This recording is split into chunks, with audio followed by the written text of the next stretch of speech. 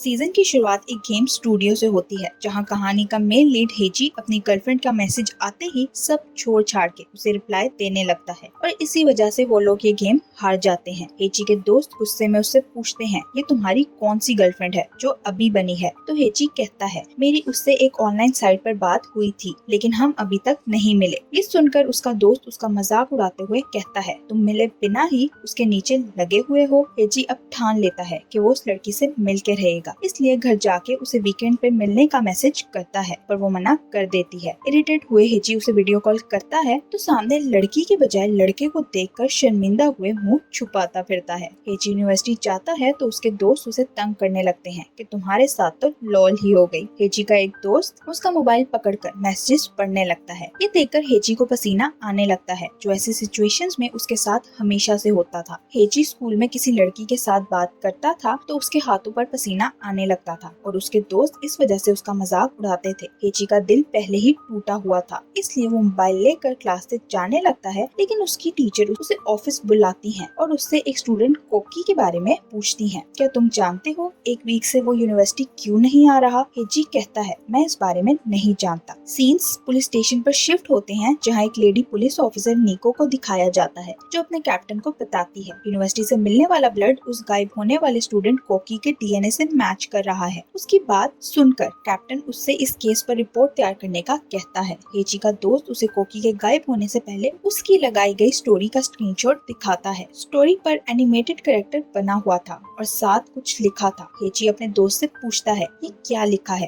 तो वो बताता है, ये कोई जादुई मंत्र है जो प्यार पाने के लिए था। हेजी का दोस्त उसे छेड़ते हुए कहता है, तुम्हें भी ये मंत्र पढ़ना चाहिए ताकि तुम्हें भी असल गर्लफ्रेंड मिल सके। उसकी बात सुनकर हेजी का मुंह बन जाता है। हेजी घर जाकर वाकई उस जादुई मंत्र का सारा अमल करता है, लेकिन उसे लगता है इससे कुछ नहीं होने वाला, इसलिए वो निराश होकर सो जाता है। अगले दिन हेजी यूनिवर्सिटी जाता है तो उसे आसमान से एक लड़की नीचे आती दिखाई देती है। ये लड़की हेजी से अपना इंट्रोडक्शन करवाते हुए कहती है, मैं प्रिंसेस इजुना हूँ और मैं तुम्हें ही ढूंढ रही थी। हेजी पूछता है, मैं क्यों? तो वो कहती है, मैं तुम्हारे क्लोज आना चाहती हूँ। हेजी की हालत पतली होने लगती है और वो भागकर अपने रूम में आता है तो वहाँ भी उसे इजुना नजर आती है। तभी दरवाजे पर उसकी मॉम नॉक करती है। हेजी डरते हुए दरवाजा खोलता है, लेकिन मॉम उसे उसके कपड़े देखकर वापस चली जाती है, क्योंकि इजुना गायब हो चुकी थी। अगले दिन हेजी अपने दोस्त को इजुना के बारे में बताते हुए कहता है, उसे देखकर ऐसा लगता था वो किसी और दुनिया से आई है, क्योंकि वो यहाँ की लड़कियों से बिल्कुल डिफरेंट थी। तभी इजुना फिर वहाँ आ जाती है, जो फिर से हेजी से कहती है, मैं तुम्हारे साथ सोना चाहती हूँ। तो हेजी उससे पूछता है, मैं ही क्यों? इजुना उसे बताती है, ये एक रस्म है, अगर मैंने ऐसा नहीं किया तो मैं इस दुनिया में नहीं रह सकूंगी। वो इजुना से पूछता है, क्या तुम उस जादुई मंत्र की वजह से यहाँ आई हो? तो इजुना बताती है, तुम सील तोड़कर मुझे इस दुनिया में वापस लाए हो। हेजी तो पहले डेट करना चाहता था, लेकिन इजुना को तो डेट का मतलब भी नहीं पता था, तो हेजी उसे समझाता है। इजुना उससे पूछती है, क्या डेट के बाद मैं तुम्हारे साथ सो सकती हूँ? तो हेजी हाँ कहता है। फिर वो दोनों डेट पर जाते हैं, जहाँ हेजी इजुना से उसके बारे में पूछता है, तो इजुना बताती है, मेरी फैमिली या योई समय से है और मैं एक जजीरे पर बड़ी हुई हूँ। डेट के बाद वो दोनों वापस जाने लगते हैं, लेकिन रास्ते में उन्हें हेजी का एक क्लास फेलो मिलता है, जो इजुना को देखकर उसे एक पार्टी में आने का कहता है। उसके जाने के बाद इजुना फिर से हेजी से कहती है, मैं तुम्हारे साथ फिजिकल रिलेशन बनाना चाहती हूँ, लेकिन हेजी नहीं मानता। तो इजुना कहती है, फिर मैं इस काम के लिए किसी और को ढूंढ लेती हूँ। इजुना हेजी के क्लास फेलो की पार्टी में जाने का सोचती है। हेजी उसे रोकने की कोशिश करता है, लेकिन इजुना नहीं रुकती। रात को हेजी को इजुना की चिंता होने लगती है, तो वो भी उस पार्टी में जाता है और इजुना को लेकर एक रूम में चला जाता है। हेजी को लग रहा था इजुना उसे लाइक करती है, इसलिए वो भी इजुना की तरफ अट्रैक्ट होने लगता है और इजुना से भी अपने दिल का हाल कह देता है। वो खुश हो जाती है और दोनों रोमांस करने लगते हैं, जिस कारण इजुना की शक्ति वापस आने लगती है। कुछ देर बाद इजुना वहाँ से गायब हो जाती है, तो हेजी उसे ढूंढता हुआ बाहर जाता है, जहाँ उसका दोस्त तानिकू उसे बताता है, इजुना तुम्हारे क्लोज इसलिए आना चाहती है क्योंकि वो एक डीमन फॉक्स योकाई है। तुम उसे इस दुनिया में वापस लेकर आए हो, इसलिए वो तुम्हारे साथ सोकर अपनी शक्तियाँ जगाना चाहती है, क्योंकि ये एक रस्म है। जब तुम्हारा उसके साथ रिलेशन बन जाएगा तो तुम दोनों एक दूसरे के साथ हमेशा के लिए कनेक्ट हो जाओगे और वो तुम्हारी सारी स्पिरिचुअल शक्ति ले लेगी। अगर तुमने ऐसा किया तो तुम उससे कभी दूर नहीं हो सकोगे। लेकिन वो नहीं जानता था हेजी तो ये कर चुका है। तानुकी की बातें सुनकर हेची के होश उड़ जाते हैं। दूसरी तरफ इजुना उस लड़के इपोंगी के पास जाती है जिसके घर पार्टी थी। इपोंगी के पूछने पर इजुना बताती है, मैं 521 साल की हूँ, जिस पर वो हैरान होता है। इजुना उसके रूम में पड़ी चीजें देखकर उसकी फैमिली की डिटेल्स बताती है। इपोंगी इजुना से पूछता है, तुम ये सब कैसे जानती हो? तो इजुना कहती है, मैं तुम्हें ही ढूंढ रही थी। ये कहकर इजुना अपनी तलवार निकाल लेती है। पुलिस स्टेशन में पुलिस ऑफिसर कोकी के लैपटॉप में उसकी एक वीडियो देख रहा था। इस वीडियो में कोकी एक बुक दिखाकर बताता है, ये इस बुक में योकाई के बारे में ऐसी जानकारी है जो आज तक किसी ने नहीं बताई। ये बुक बहुत पुराने समय की है, जब इंसान और योकाई इकट्ठे रहते थे और एक दूसरे को सपोर्ट भी करते थे। यहाँ हमें पता चलता है ये पुलिस ऑफिसर कोई और नहीं बल्कि हेची के डैड हैं। उधर हेची और तानुकी इजुना को ढूंढते हुए रूम में जाते हैं जहाँ इजुना ने इपोंगी को मार दिया था। ये देखकर उन दोनों की चीख निकल जाती है। इजुना अपनी शक्ति की मदद से उन दोनों को साथ लेकर हेची के रूम में पहुंच जाती है, पर इपोंगी का सर अभी तक इजुना के हाथ में था। इजुना हेची और तानुकी से कहती है, मुझे इस सर के साथ एक रस्म करनी है,